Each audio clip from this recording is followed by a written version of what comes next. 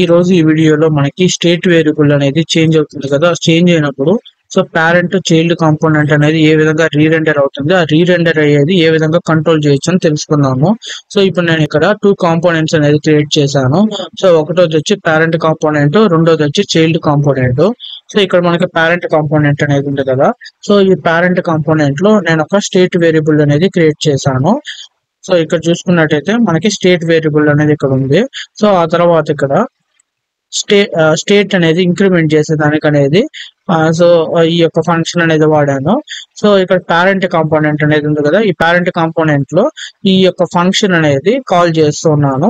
ఈ మామూలు మనము ఫంక్షన్ అనేది ఏ విధంగా కాల్ చేస్తామంటే ఆన్ క్లిక్ అనేది ఉంటుంది కదా, ఆన్ క్లిక్ అనేది యూజ్ చేసుకుని మాత్రం మనం ఫంక్షన్ అనేది కాల్ చేయగలుగుతాము. సో డైరెక్ట్ మనము ఇక్కడ కానీ కాల్ చేసాం అనుకోండి, సో మన ప్రాప్స్ అనేది ప్రిమిటివ్ డేటా టైప్స్ ఉంటుంది కదా, దాన్ని కాల్ చేస్తాం కదా, ప్రిమిటివ్ లేదా స్ట్రక్చర్ డేటా టైప్స్. సో ఆ విధంగా కాల్ చేస్తే మనకైతే ఇక్కడ రాదు. సో ఆల్వేస్ మన ఫంక్షన్ డెఫినేషన్స్ ఉంటాయి కదా, ఈ యొక్క ఫంక్షన్ డెఫినేషన్స్ JS ఎక్స్టెన్షన్స్ లో event on click so events ఉంటాయి కదా, HTML ఈవెంట్స్, దాన్ని యూస్ చేసుకుని మాత్రం మనం కాల్ చేయాలి. సో ఆ తర్వాత ఇక్కడ నేను చైల్డ్ కాంపోనెంట్ అనేది కాల్ చేస్తున్నాను. సో దానికి సంబంధించిన UI అనేది మనకి ఇక్కడ చూపిస్తూ ఉంది. సో ఇక్కడ చూసుకున్నట్టయితే సో ఇక్కడ 2 స్క్రీన్స్ గా డివైడ్ చేస్తాను. సో Ctrl+V అనేది క్లిక్ చేస్తాను. సో ఇక్కడ మనకి పేరెంట్ కాంపోనెంట్ అనేది ఉంది, చైల్డ్ కాంపోనెంట్ అనేది ఉంది. సో ఇప్పుడు నాకు పేరెంట్ కాంపోనెంట్ లో వచ్చి రియాక్ట్ కౌంటర్ అనేది ఉంది. సో ఇక్కడ రియాక్ట్ కౌంటర్ అనేది UI లో మనకు చూపిస్తూ ఉంది. సో ఆ తర్వాత కరెంట్ కౌంటర్ అనేది తీసుకున్నాను. సో ఆ తర్వాత బటన్ అనేది తీసుకున్నాను, ఇక్కడ కోడ్ లో చూపిస్తున్నాను. సో దానికి సంబంధించిన ఇంక్రిమెంట్ పేరెంట్ బటన్ అనేది UI లో మనకు చూపిస్తూ ఉంది. Hello I'm from child component అనేది ఉంది కదా. సో ఇది వచ్చి చైల్డ్ కాంపోనెంట్ అనేది మనం ఇక్కడ 77 లైన్ లో కాల్ చేస్తున్నాం కదా పేరెంట్ దాంట్లో. సో దానికి సంబంధించింది. సో ఇక్కడ మనకి చైల్డ్ కాంపోనెంట్ కి సంబంధించిన కోడ్ అనేది ఇది. సో ఇప్పుడు ఇక్కడ కన్సోల్ అనేది మొత్తం క్లియర్ చేస్తాను, పేజ్ అనేది ఒకసారి రీఫ్రెష్ చేస్తాను. ఇక నేను console.logs రాస్తున్నాను కదా. సో ఇది మనకి కాంపోనెంట్ అనేది రెండర్ అయింది కదా. రెండర్ అయినప్పుడు అంటే కాంపోనెంట్ అనేది మనం కాల్ చేసాం కదా. సో కాల్ చేసినప్పుడు ఇనిషియల్ గా మనకి రెండర్ అనేది అంటారు. ఇనిషియల్ గా ఫస్ట్ టైం కాల్ అయ్యేదాన్ని రెండర్ అనేది అంటారు. ఇప్పుడు దీన్ని క్లియర్ చేసేస్తాను. సో ఇప్పుడు ఇక్కడ చూసుకున్నట్టయితే నేను ఆ UI లో ఇంక్రిమెంట్ పేరెంట్ అనేది క్లిక్ చేస్తే ఈ యొక్క స్టేట్ వేరియబుల్ అనేది మనకి ఇంక్రీజ్ అవుతుంది. సో ఇంక్రీజ్ అయ్యి సో ఇక్కడ కౌంట్ వాల్యూ అనేది నాకు ఇక్కడ అప్డేట్ అవుతూ ఉంది. సో దాని అప్డేట్ అవ్వడం వల్ల మనకి ఏమవుతుందంటే అంటే నాకు పేరెంట్ కాంపోనెంట్ లో స్టేట్ వేరియబుల్ అనేది అప్డేట్ అవ్వడం వల్ల సో నాకు ఈ చైల్డ్ కాంపోనెంట్ అనేది రీరెండర్ అవుతూ ఉంది. సో మనకి రీరెండర్ అయ్యేటప్పుడు ఏం జరుగుతుందంటే ఈ యొక్క చైల్డ్ కాంపోనెంట్ అనేది ఉంటుంది కదా, ఈ చైల్డ్ కాంపోనెంట్ లో మనకి స్టేట్ వేరియబుల్స్ ఏదైనా ఉంది అనుకోండి. సో ఆ స్టేట్ వేరియబుల్స్ అనేది మనకి రీసెట్ అనేది కాదు. అంటే దట్ మీన్ ఇప్పుడు కాన్స్ట్ సో ఇక్కడ సెట్ మెసేజ్ ఈ విధంగా ఉందనుకోండి సపోజ్. సో ఇప్పుడు నేను ఇక్కడ 10 అనేది తీసుకుంటాను. సో ఇప్పుడు సపోజ్ ఇక్కడ నెంబర్ అనేది ఒక 10 తీసుకున్నాను అనుకోండి. సో console.log సో console.log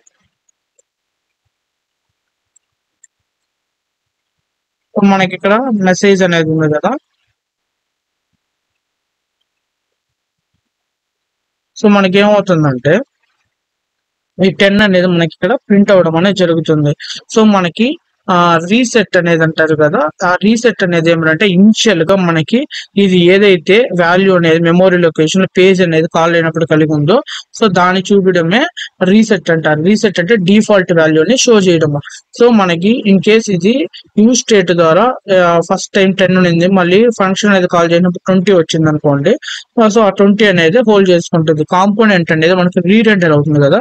రీరెండర్ అయినప్పుడు కరెంట్ మెమొరీ లొకేషన్ లో ఏదైతే వాల్యూ అనేది ఉంటుందో ఆ వాల్యూ మాత్రం యూజ్ స్టేట్ అనేది హోల్డ్ చేసుకుంటుంది. సో రీసెట్ అనేది చేయదు. అంటే రీరెండర్ అయినప్పుడు దాన్ని డిఫాల్ట్ వాల్యూ ఏదైతే ఉంటుందో దాన్ని అయితే మనకి చూపిదు. రీరెండర్ లో ఏమవుతుందంటే సో పర్టికులర్ మెమొరీ లొకేషన్ లో ఏదైతే వాల్యూ ఉంటుందో అది మాత్రం మనకి చూపించడం జరుగుతుంది. సో రీసెట్ అంటే మనకి రీసెట్ సో డిఫాల్ట్ వాల్యూ అనేది షో చేయడం. డిఫాల్ట్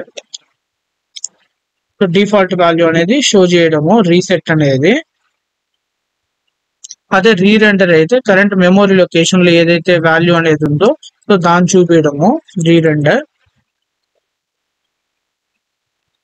సో మనకి రీరెండర్ అయినప్పుడు కాంపోనెంట్ లో స్టేట్ వాల్యూ అనేది రీసెట్ కాదు. సో ఇదొకటి గుర్తుపెట్టుకోండి. సో ఇప్పుడు మనకి ఇక్కడ ఏమవుతుందంటే ఎప్పుడైతే నేను ఇంక్రిమెంట్ పేరెంట్ అనే దానిపైన క్లిక్ చేస్తానో ఇంక్రిమెంట్ పేరెంట్ పైన క్లిక్ చేయడం వల్ల ఈ యొక్క స్టేట్ వేరియబుల్ అనేది నాకు అప్డేట్ అవుతూ ఉంది. సో దీన్ని ఇక్కడ కాల్ చేస్తున్నాను కౌంట్ అనేసి.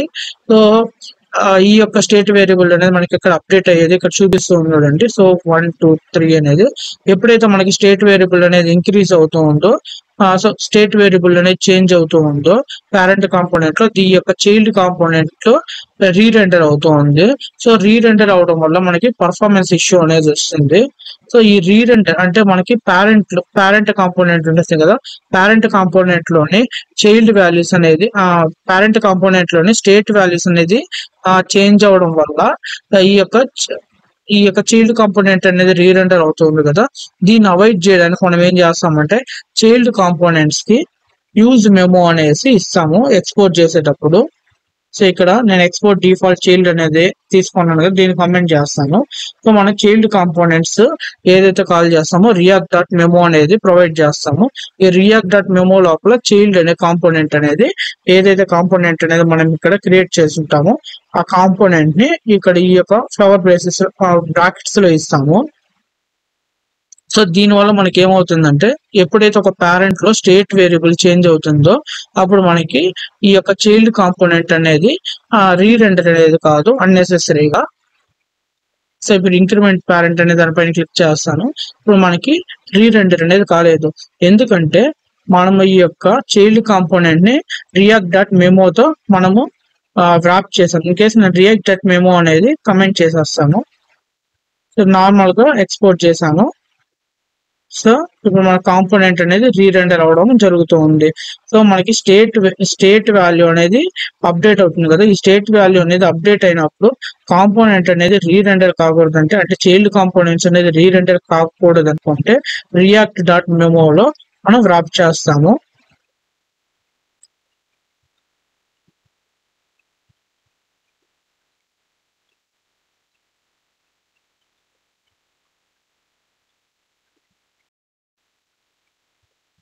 మనము ప్రాప్స్ అనే కాన్సెప్ట్ అనేది యూజ్ చేస్తాము. ఈ ప్రాప్స్ అనే కాన్సెప్ట్ అనేది ఎందుకు యూజ్ చేస్తామంటే పేరెంట్ కాంపోనెంట్ నుంచి చైల్డ్ కాంపోనెంట్ కి డేటా అనేది సెండ్ చేసేదానికి ఉపయోగిస్తాము. సో ఇక్కడ మనం ప్రాప్స్ అనేది పంపిస్తాం కదా, ఈ ప్రాప్స్ అనేది పంపించేటప్పుడు మనం 2 types ఆఫ్ వాల్యూస్ అనేది సెండ్ చేస్తాము. సో ఒకటోది వచ్చి ప్రిమిటివ్ డేటా టైప్స్ అనేది పంపిస్తాము. సో ప్రిమిటివ్ డేటా అంటే నెంబర్స్, బూలియన్ వాల్యూ, అదే విధంగా స్ట్రింగ్స్. అదే స్ట్రక్చర్ డేటా టైప్ అనేది పంపిస్తాము, ఆబ్జెక్ట్, అరే అనేది. దాంట్లోనే మనం స్ట్రక్చర్ డేటా టైప్ లోనే ఇంకోటి వచ్చి మనకి ఫంక్షన్స్ అనేది కూడా ఉంటుంది.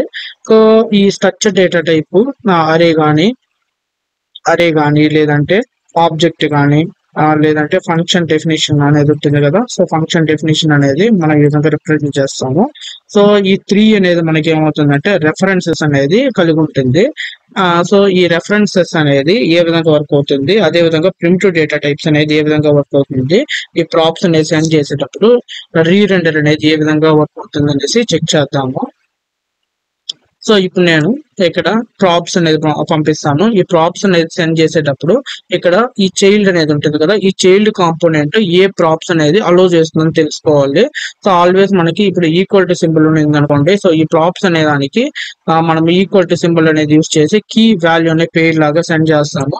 సో ఆల్వేస్ మనకి ఈ కీ అనేది ఉంటుంది కదా, ఈ కీ అనేది మనకి డెఫినేషన్ లో ఉంటుంది.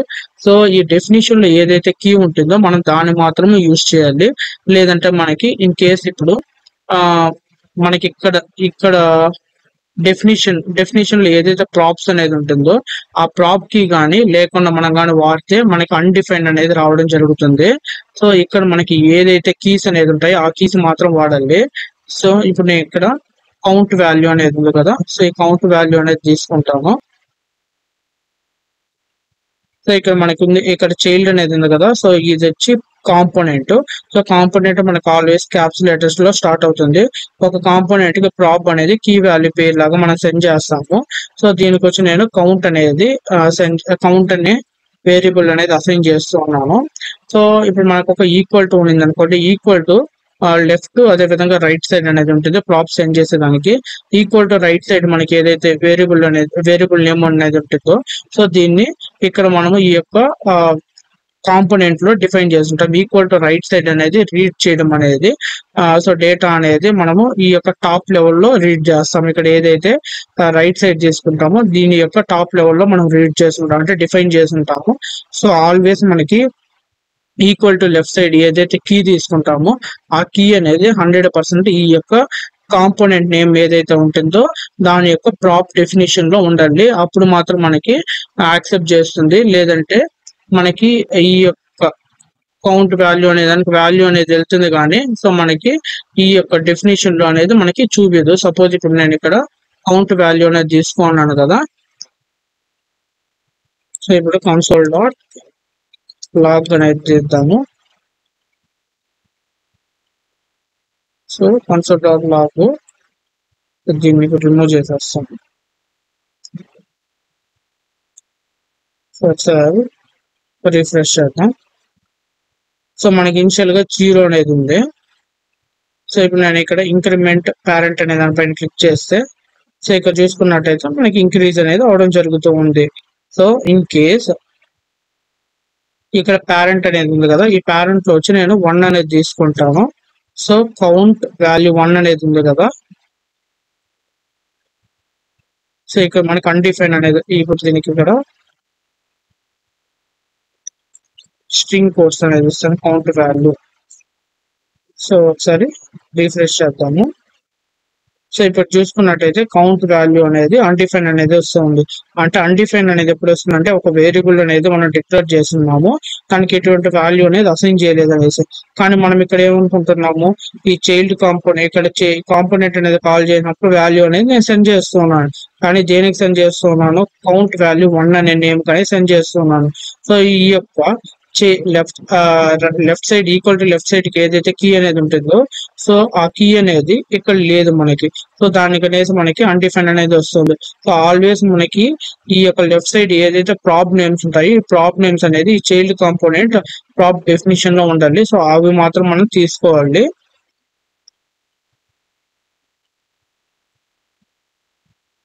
సో ఇప్పుడు రిఫ్రెష్ చేద్దాము.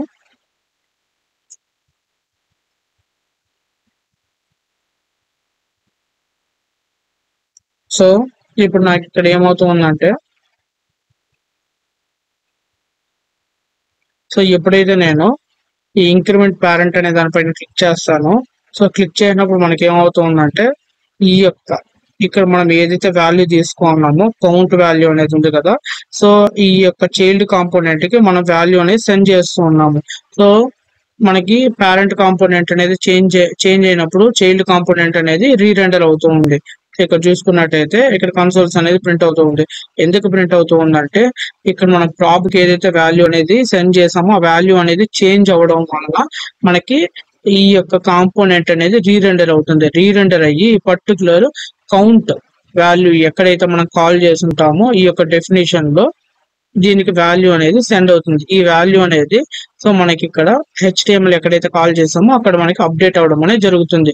సో అదే మనకి ఇక్కడ దీన్ని క్లిక్ చేయనప్పుడు ఇక్కడ చూసుకున్నట్టయితే 4 5 అనేది ఈ విధంగా రావడం జరుగుతుంది. సో ఇన్ కేస్ మనము డిఫరెంట్ డెఫినేషన్ అనేది తీసుకున్నాము, సో లేదంటే నేను ఇక్కడ స్టాటిక్ వాల్యూ అనేది ప్రొవైడ్ చేస్తాను.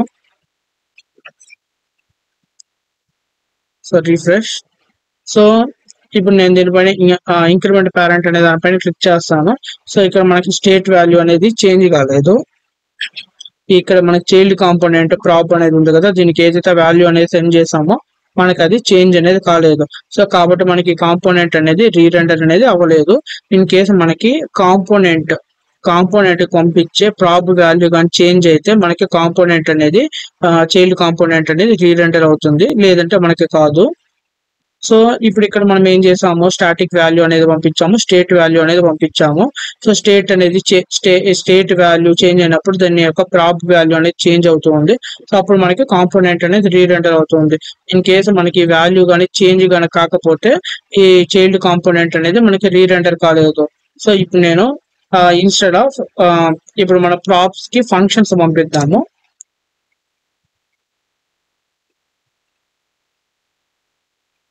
సో ఇక్కడ నేను 2 ఫంక్షన్స్ అనేది డిఫైన్ చేస్తున్నాను. సో ఈ 2 ఫంక్షన్స్ అనేది తీసుకుంటాము. సో దానికి స్టేట్స్ కూడా తీసుకున్నాము, లేదంటే ఓన్లీ ఓకే ఇది మొత్తం తీసుకుంటాను.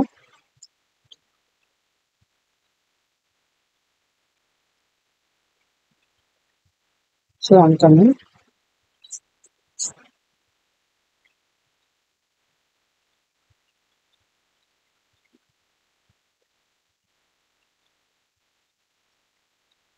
సో ఇక్కడ మనకి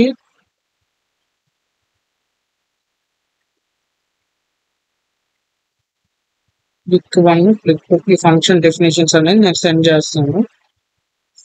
ఈ చైల్డ్ కాంపోనెంట్ అనేది ఉంది కదా,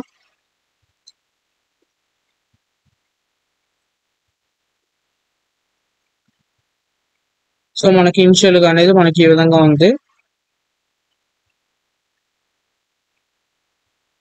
సో ఇక్కడ నేను కన్సోల్స్ అనేది ఈ యొక్క ఫంక్షన్ డెఫినేషన్ అనేది వస్తుందా లేదా అని ట్రాక్ చేసేదానికి ఇక్కడ ప్రింట్ చేశాను.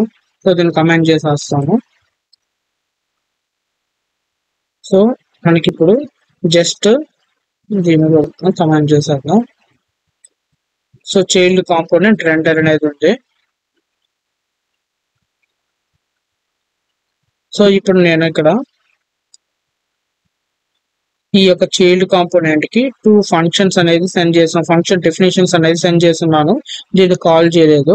సో మనం ఎలా చెప్పగలుగుతామంటే కాల్ చేయలేదు అనేసి, ఫంక్షన్ డెఫినేషన్స్ కాల్ చేయాలంటే ఆల్వేస్ మనము HTML ఎలిమెంట్స్ అనేది వాడతాము, అదే విధంగా ఆన్ క్లిక్ ఈవెంట్స్ అనేది వాడతాము.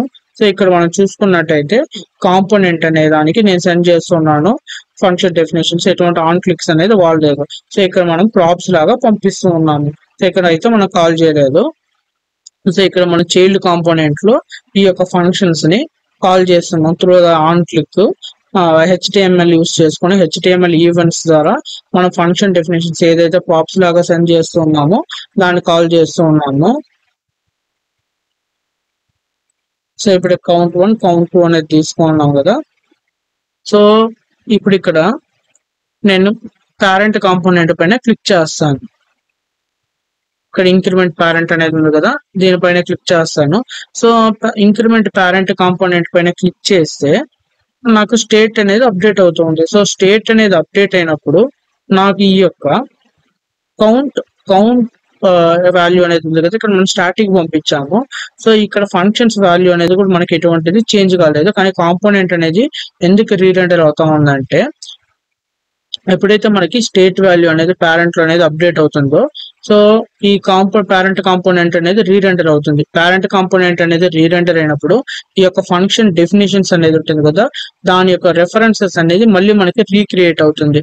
సో ఆ విధంగా రీక్రియేట్ అవడం వల్ల మనకి ఇక్కడ ఈ ప్రాప్స్ అనేది దీనికి పంపించే వాల్యూ అనేది సేమ్ డెఫినేషన్ అయినా కానీ మళ్ళీ ఇంజెక్ట్ అవుతుంది. ఇంజెక్ట్ అవడం వల్ల మనకి ఈ యొక్క చైల్డ్ కాంపోనెంట్ అనేది రీరెండర్ అవుతుంది. అంటే వాల్యూ అనేది మనకి ఇక్కడ ఈ ఫంక్షన్ డెఫినేషన్స్ వాల్యూ అనేది ఉంటుంది చూసారా, ఈ వాల్యూ అయితే మనకి ఫంక్షన్ డెఫినేషన్ సేమ్, కానీ రెఫరెన్సెస్ అనేది చేంజ్ అవడం వల్ల, అంటే రెఫరెన్సెస్ ఉంటే మెమోరీ లొకేషన్ ఐడీస్ అనేది చేంజ్ అవడం వల్ల సో మనకి ఈ యొక్క చైల్డ్ కాంపోనెంట్ ఏమనుకుంటుందంటే ఈ క్లిక్ అనే వాల్యూకి క్లిక్ 1 అదే ఈ విధంగా ఫంక్షన్స్ లాగా ఫంక్షన్ డెఫినేషన్స్ వాల్యూస్ అనేది చేంజ్ అయింది అనేసి కాంపోనెంట్ అనేది మనకి రీరెండర్ అవుతుంది. సో ఇన్ కేస్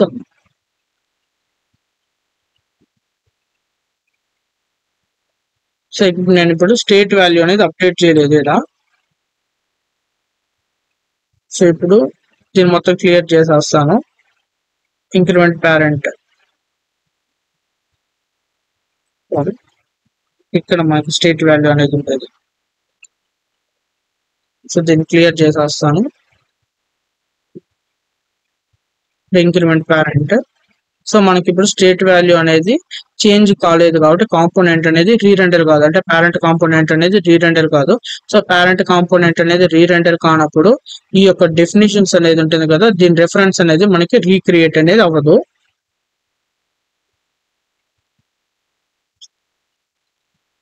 సో ఈ విధంగా మనం ఎప్పుడైతే ఒక ప్రాబ్ ఫంక్షన్ డెఫినేషన్స్ పంపిస్తామో, ఈ ఫంక్షన్స్ డెఫినేషన్స్ పంపించడం వల్ల మనకి కాంపోనెంట్స్ అనేది రీరెండర్ అవుతుంది ఎప్పుడైతే పేరెంట్ యొక్క స్టేట్ వాల్యూ అనేది చేంజ్ అవుతుందో. సో దీన్ని అవాయిడ్ చేయడానికి మనకి యూజ్ ఎఫెక్ట్ అనే మనకి call back use call back అనే కాన్సెప్ట్ అనేది వచ్చింది. సో ఈ యూజ్ కాల్ బ్యాక్ అనేది మనకి ఎలా ఉంటుందంటే, ఫంక్షన్ మనకి యూజ్ ఎఫెక్ట్ అనేది ఉంది కదా, సో మనకి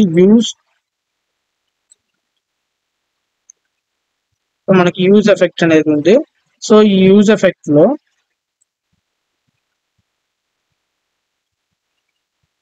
మనకి ఏ విధంగా అయితే ఒక కాల్ బ్యాక్ ఫంక్షన్ అదే విధంగా డిపెండెన్సీ ఉంటుందో, సో అదే విధంగా యూజ్ కాల్ బ్యాక్ అనేది ఉంటుంది. సో యూజ్ కాల్ బ్యాక్ లో కూడా మనకి సేమ్ డిపెండెన్సీ అరే అనేది ఉంటుంది. సో టూ ఆర్గ్యుమెంట్స్ అనేది తీసుకుంటుంది. సో ఫస్ట్ ఆర్గ్యుమెంట్ వచ్చి మనకి కాల్ బ్యాక్ ఆర్గ్యుమెంట్, సో ఆ తర్వాత డిపెండెన్సీ అనేది తీసుకుంటుంది. సో ఇక్కడ మనం ఏదైతే ఫంక్షన్ అనేది సెండ్ చేస్తూ ఉన్నామో, ఈ ఎంటైర్ ఫంక్షన్ ఉంది కదా, ఈ ఎంటైర్ ఫంక్షన్ అనేది మనము కట్ చేసేసి యూజ్ కాల్ బ్యాక్ అనేది చేశారు. సో దీన్ని తీసుకునేసి, సో ఇది మనకి యూజ్ కాల్ బ్యాక్ అనేది ఒక మెథడ్. సో దాని లోపల మన ఫంక్షన్ డెఫినేషన్ అనేది ఇద్దాము. సో డిపెండెన్సీ అరే, సో సేమ్ అదే విధంగా దీనికి ఇద్దాము. So use call back,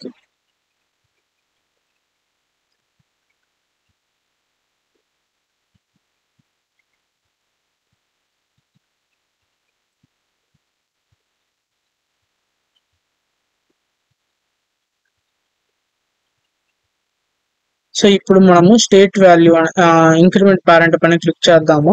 so increment parent పైన క్లిక్ చేసినప్పుడు, సో మనకి ఇక్కడ పేరెంట్ అనేది ఉంది కదా, ఈ యొక్క పేరెంట్ కాంపోనెంట్ లోని స్టేట్ వాల్యూ అనేది మనకి అప్డేట్ అవుతూ ఉంది. సో కానీ మనకి ఇక్కడ కాంపోనెంట్ అనేది రీరెండర్ అనేది కావట్లేదు, అంటే చైల్డ్ కాంపోనెంట్ అనేది ఉంది కదా, ఈ చైల్డ్ కాంపోనెంట్ అనేది మనకి రీరెండర్ అనేది కావట్లేదు. ఎందుకంటే మనం యూజ్ కాల్ బ్యాక్ లోపల వ్రాప్ చేసాము. సో యూజ్ కాల్ బ్యాక్ లోపల వ్రాప్ చేయడం వల్ల ఎవ్రీ టైమ్ దీనికి రెఫరెన్సెస్ అనేది క్రియేట్ అనేది కాదు. సో మనము యూజ్ కాల్ బ్యాక్ ద్వారా ఒక యూజ్ కాల్ బ్యాక్ అనేది ఉంది కదా, యూజ్ కాల్ బ్యాక్ ద్వారా ఈ యొక్క కాల్ బ్యాక్ ఫంక్షన్ ని మనం వ్రాప్ చేసాము. సో ఈ కాల్ బ్యాక్ ఫంక్షన్ అనేది ఎప్పుడు కాల్ అవుతుందంటే, ఈ కాల్ బ్యాక్ ఫంక్షన్ లోపల ఉన్న మనకి కాల్ బ్యాక్ ఉంది కదా, అది ఎప్పుడు కాల్ అవుతుందంటే ఎప్పుడైతే ఇంక్రిమెంట్ అనేది ఉంటుంది చూసారా, ఇంక్రిమెంట్ అనేది కాల్ చేస్తామో సో అప్పుడు మనకు కాల్ అవుతుంది. So entire use call back అనేది ఈ యొక్క ఫంక్షన్ ని రిటర్న్ చేస్తుంది. సో ఇప్పుడు ఇంక్రిమెంట్ 1 అనేది ఉంది చూసారా, ఇంక్రిమెంట్ 1 అనేది మనం క్లిక్ చేద్దాము. సో ఇక్కడ ఇంక్రిమెంట్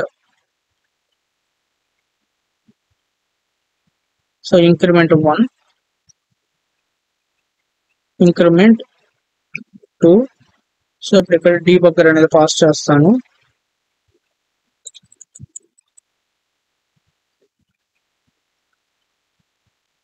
సో డీబగ్గర్,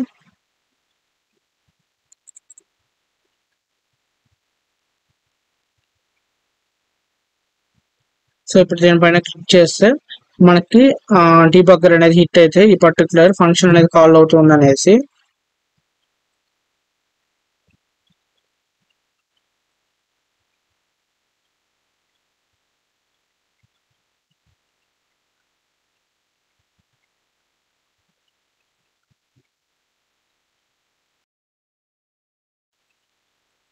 ఇంతకుముందు ఇక్కడ నేను ఇంక్రిమెంట్ 1 అనేది పైన క్లిక్ చేస్తే సో మనకి డీబగ్గర్ అనేది హిట్ కాలేదు కదా. ఎందుకు డీబగ్గర్ అనేది హిట్ కాలేదు అంటే, ఇక్కడ నాకు ఫంక్షన్ అనేది కాల్ అవుతుంది కానీ డీబగ్గర్ అనేది హిట్ కాలేదు. సో దీని కాడికి వెళ్ళి చూద్దాము.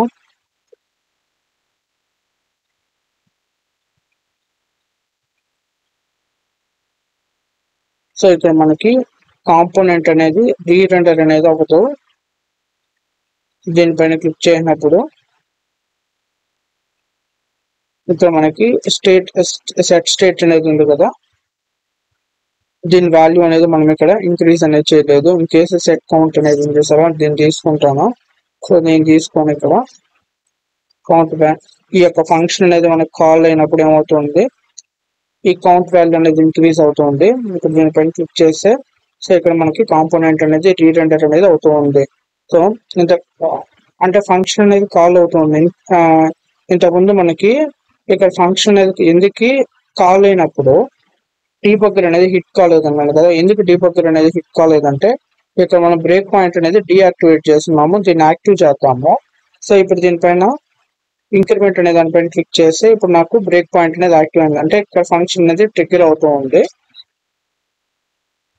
సో ఇప్పుడు మనము యూజ్ మెమో అనేది వాడతాము. ఈ యూజ్ మెమోకి అదే విధంగా మనకి ఇక్కడ యూజ్ కాల్ బ్యాక్ అనేది ఉంది కదా, దానికి డిఫరెన్స్ అనేది కూడా తెలుసుకున్నాము.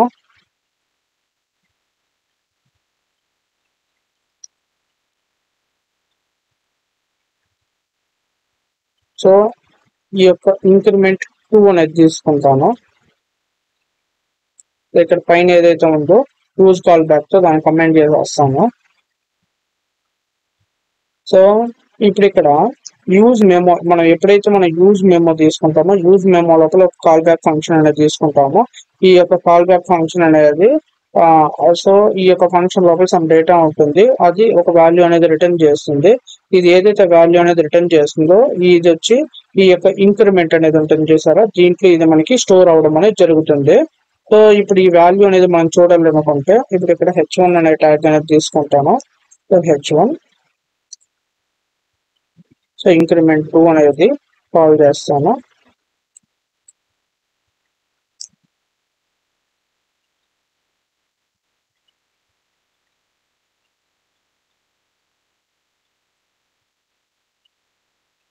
సో మనకి ఇక్కడ ఏమైందంటే ఎప్పుడైతే నేను యూజ్ మెమో లోపల ఒక కాల్ బ్యాక్ ఫంక్షన్ అనేది రాస్తానో ఈ కాల్ బ్యాక్ ఫంక్షన్ అనేది మనకి కాంపోనెంట్ అనేది రెండర్ అవ్వగానే కాల్ అయిపోతుంది. సో ఇది దేనిపైన డిపెండ్ కాదు, ఎటువంటి ఈవెంట్ పైన అనేది డిపెండ్ కాదు. సో ఈ యూజ్ ఎఫెక్ట్ లోపల ఉన్న కాంపోనెంట్ అనేది సో కాల్ బ్యాక్ ఫంక్షన్ అనేది డిఫాల్ట్ గా ఎప్పుడైతే కాంపోనెంట్ అనేది రెండర్ అవుతుందో ఆటోమేటిక్ గా ఇది కాల్ అయిపోవడం అనేది జరుగుతుంది.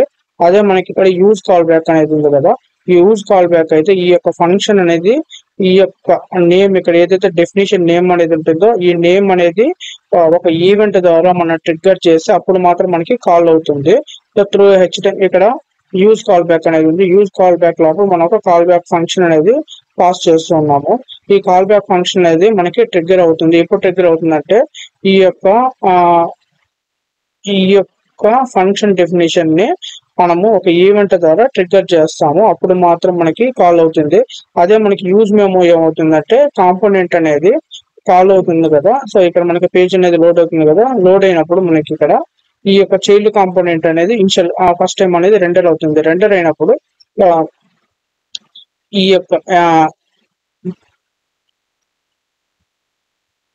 యొక్క యూజ్ మెమో అనేది కాంపోనెంట్ అనేది రెండర్ అయినప్పుడు ఆటోమేటిక్ గా దాని లోపల ఏదైతే కాల్ బ్యాక్ అనేది ఉంటుందో అది రన్ అయిపోతుంది. ఇది దేనిపైన మనకి డిపెండ్ అనేది కాదు. సో ఇది రన్ అయిపోయి దీని లోపల ఏదైతే రిటర్న్ వాల్యూ అనేది ఉంటుందో ఈ రిటర్న్ వాల్యూ అనేది ఈ యొక్క వేరియబుల్ కి మనకి ఇవ్వడం జరుగుతుంది. సో ఆ వేరియబుల్ ని మనం ఇక్కడ ప్రింట్ చేయగానే మనం చూసింది. సో అందుకే ఇప్పుడు నేను ఇక్కడ డీబగ్గర్ అనేది పెట్టాను కదా, ఆ డీబగ్గర్ అనేది కూడా ఆటోమేటిక్ గా కాల్ అయిపోతుంది. నేను ఎటువంటి ఈవెంట్ అనేది ట్రిగ్గర్ చేయలేదు. సో జస్ట్ రిఫ్రెష్ చేస్తాను పేజ్ ని. సో మనకి యూజ్ మెమో అనేది ఆటోమేటిక్ గా ఇక్కడ కాల్ అయిపోయింది. ఇది ఎటువంటి ఈవెంట్ పైన అనేది మనకి డిపెండ్ కాదు.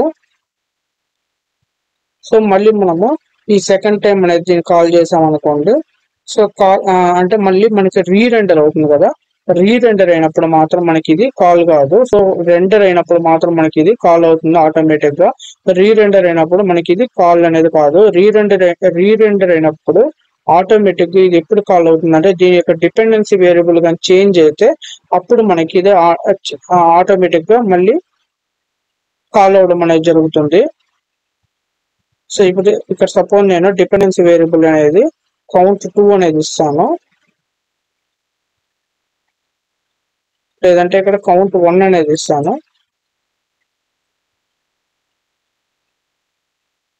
సో ఇక్కడ డీబగ్గర్ అనేది దీనికి రిమూవ్ చేసేస్తాను.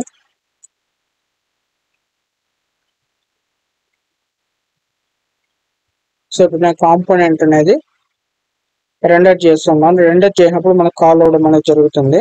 సో ఇప్పుడు 2000 అనేది చూపిస్తుంది. సో రీరెండర్ అయ్యేటప్పుడు మనకి ఇది కాల్ అనేది కాదు. సో ఇప్పుడు ఇంక్రిమెంట్ పేరెంట్ అనేది ఉంది కదా, దీనిపైన క్లిక్ చేస్తున్నాను, మనకి రీరెండర్ అనేది అవుతూ ఉంది.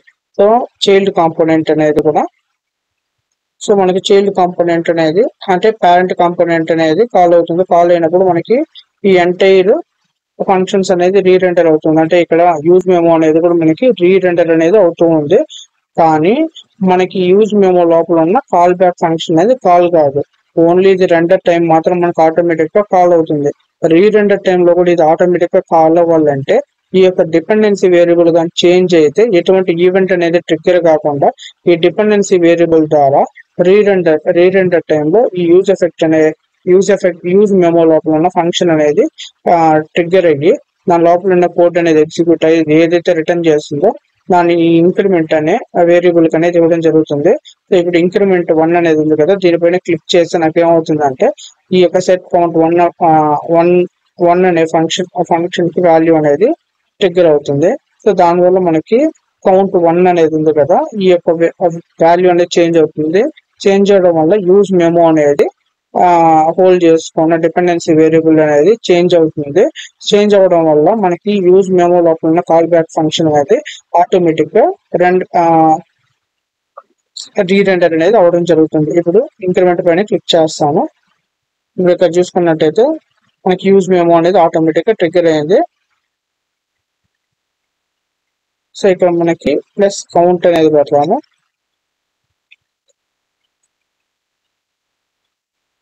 Plus count 1.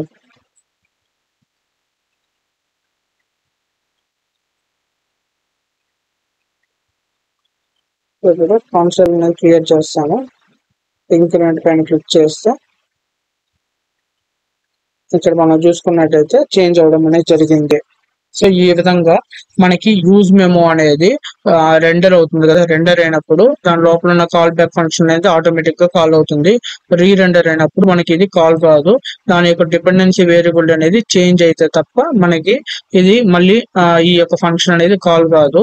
అదే మనకి యూజ్ కాల్ బ్యాక్ అనేది ఉంది కదా, యూజ్ కాల్ బ్యాక్ లో కూడా మనకి డిపెండెన్సీ అనేది ఉంటుంది.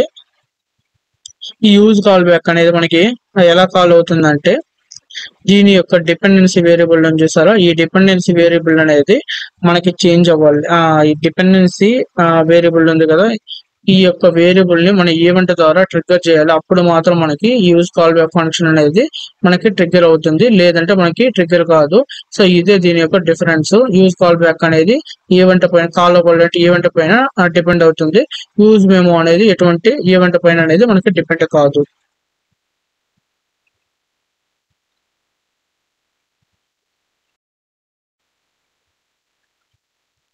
ఇప్పుడు ఇక్కడ నాకు కన్సోల్ చూస్తే కాంపోనెంట్ అనేది రీరెండర్ అనేది జస్ట్ రెండర్ మాత్రం ఉండాలి. ఇప్పుడు నేను ఇంక్రిమెంట్ పేరెంట్ అనే దానిపైన క్లిక్ చేస్తే మనకు చైల్డ్ కాంపోనెంట్ అనేది రీరెండర్ అవ్వలేదు, ఎందుకంటే దీనికి పంపించే వాల్యూస్ అనేది నాకు ఎటువంటిది చేంజ్ కాలేదు కాబట్టి. సో ప్రాప్స్ పంపించే వాల్యూస్ అనేది నాకు చేంజెస్ అనేది జరగలేదు. సో ఇప్పుడు దీనిపైన కౌంట్ అనేది ఇస్తాను. ఈ వాల్యూ అనేది కౌంట్ వాల్యూ అనేది ఉంది కదా, సో దీనికి కౌంట్ అనేది ఇస్తాను. సో ఇప్పుడు ఇంక్రిమెంట్ పేరెంట్ పైన క్లిక్ చేస్తే సో కాంపోనెంట్ అనేది రీరెండర్ అవుతుంది, ఎందుకంటే ఇక్కడ కౌంట్ వాల్యూ అనేది చేంజ్ అవుతూ ఉంది. సో ఇన్ కేసు ఇప్పుడు నేను కీ తీసుకుంటాను, కీ ప్రాప్. సో కీ ప్రాప్ కూడా మనకి సేమ్ అదే విధంగా వర్క్ అవుతుంది. ఎప్పుడైతే మనము కీకి వాల్యూ పంపిస్తామో, సో ఈ కీకి నేను వాల్యూ అనేది పంపిస్తూ ఉన్నాను. సో ఈ వాల్యూ అనేది మనకి ఇంక్రీజ్, ఈ వాల్యూ ఈ కీకి పంపించే వాల్యూ కానీ మనకు కానీ చేంజ్ అయితే కాంపోనెంట్ అనేది మనకి రీరెండర్ అవుతుంది. సో ఇన్ కేస్ ఈ కీకి పంపించే వాల్యూ కానీ మనకి చేంజ్ కానీ కాలేదనుకో, సో ఇప్పుడు నేను కౌంట్ 2+2 అనేది తీసుకున్నాను. సో ఇంక్రిమెంట్ పేరెంట్ అనే ఫంక్షన్ అనేది ట్రిగ్గర్ చేయడం వల్ల సో ఈ కీకి ఉన్న వాల్యూ అనేది ఎటువంటిది చేంజ్ కాలేదు. సో దానికనేసి మనకి కాంపోనెంట్ అనేది రెండర్ అనేది కావట్లేదు. సో ఈ యొక్క కీ ద్వారా మనం ఏం చేస్తామంటే ఈ కీకి వాల్యూ అనేది పంపిస్తాం కదా, ఈ వాల్యూ అనేది పంపడం వల్ల మనకి కాంపోనెంట్ అనేది రీరెండర్ అనేది అవుతుంది. ఎప్పుడైతే మనకి కాంపోనెంట్ అనేది రీరెండర్ అవుతుందో, సో దీని లోపల ఏదైనా మనకి స్టేట్ వేరియబుల్స్ అనేది, సో మెయిన్ గా మన కాంపోనెంట్ అనేది రీరెండర్ అనేది ఎప్పుడు చేస్తామంటే, సో ఈ విధంగా కీ ప్రాప్ అనేది తీసుకొని ఈ సెట్ స్టేట్స్ మెథడ్ అనేది ఉపయోగించుకునేసి, అంటే స్టేట్ కాకుండా స్టేట్ వేరియబుల్ అనేది యూజ్ చేసుకోకుండా ఇక్కడ వాల్యూస్ అనేది మనం సెండ్ చేస్తూ ఉంటాము. సో యూజ్ రెఫ్ కానీ లేదంటే set use react hook form అనేది యూజ్ చేసుకుని కూడా స్టేట్ వాల్యూస్ అనేది ఇక్కడ వాల్యూస్ అనేది అప్డేట్ చేసుకుంటూ ఉంటాము. సో ఇక్కడ స్టేట్ వాల్యూస్ అనేది ఎటువంటిది మనము యూజ్ చేసుకోము.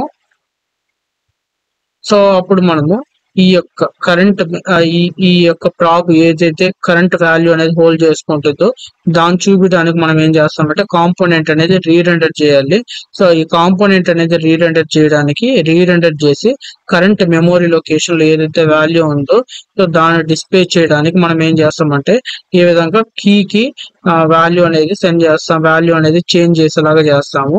అప్పుడు మనకి ఈ యొక్క చైల్డ్ కాంపోనెంట్ అనేది రీరెండర్ అవుతుంది. ఈ చైల్డ్ కాంపోనెంట్ అనేది రీరెండర్ అవడం వల్ల కరెంట్ దాని మెమొరీ లొకేషన్ ఏదైతే వాల్యూస్ ఉన్నాయో అప్డేటెడ్ వాల్యూస్ అది మనకి డామ్ లో అనేది చూపించడం జరుగుతుంది. సో నేను ఇంతకుముందు వీడియోలో ఏం చెప్పానంటే కీ వాల్యూ అనేది మనం ఫోర్స్ రీరెండర్ చేస్తే కాంపోనెంట్ మొత్తము ఈ డిఫాల్ట్ వాల్యూస్ కి రీసెట్ అవుతుందని చెప్పాను, అది రాంగ్. ఇది ఈ కీ వాల్యూ అనేది చేంజ్ అవ్వడం వల్ల మనకి కాంపోనెంట్ అనేది రీరెండర్ అనేది అవుతుంది. సో రీరెండర్ లో మనకి రీసెట్ అనేది జరగదు, అంటే స్టేట్ వాల్యూస్ అనేది డిఫాల్ట్ వాల్యూస్ కి రీసెట్ అనేది కాదు. రీరెండర్ లో మనకి ఏమవుతుంది అంటే కరెంట్ మెమొరీ లొకేషన్ లో ఏదైతే వాల్యూస్ అనేది ఉంటాయో ఆ వాల్యూస్ మనకి డామ్ లో అనేది డిస్ప్లే చేస్తుంది. రీరెండర్ అంటే కరెంట్ మెమొరీ లొకేషన్ లోని వాల్యూస్ ని డామ్ లో చూపడాన్ని రీరెండర్ అనేసి అంటాము.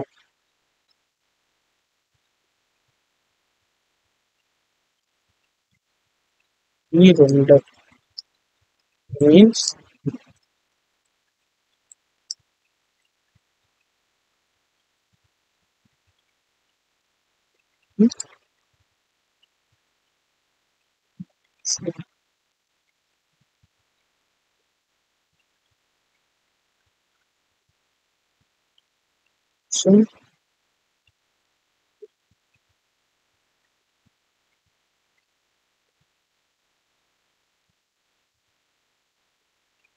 variable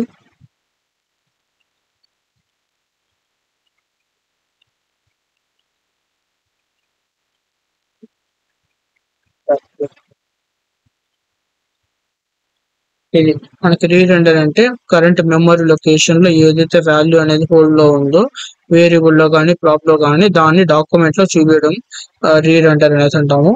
సో ఇక్కడ మనకి ఏదైతే డాక్యుమెంట్ మనం యూఐ లో ఏదైతే అవుట్పుట్ చూస్తామో దాని మొత్తం మనం డాక్యుమెంట్ అనేసి అంటాము. అది ఇక్కడ ఎలిమెంట్స్ అనేది ఇన్స్పెక్ట్ చేస్తాం కదా, దీన్ని వచ్చి డామ్ అనేసి అంటాము.